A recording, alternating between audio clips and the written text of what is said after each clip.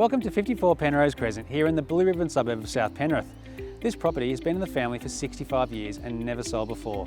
It presents a great opportunity for the astute investor or developer that wants to take advantage of the R2 zoning, the corner position on 584 square metres of land. So subject to council approval, you could look at a duplex or putting in the granny flat. The studio's already there.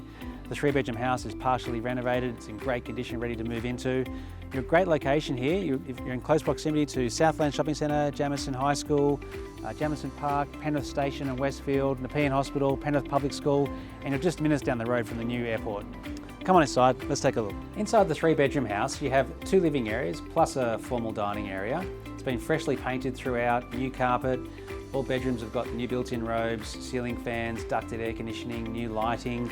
You've got an original kitchen and bathroom featuring a skylight. It's ready to move in. In the backyard, you've got your external laundry with the second toilet. You've got the studio that could be a teenage retreat. And you've got your workshop. And then out here in the garden, nice manicured gardens with the triple carport. I'm David Littman from Morsham Real Estate Penrith. Thanks for joining me. Look forward to seeing you soon.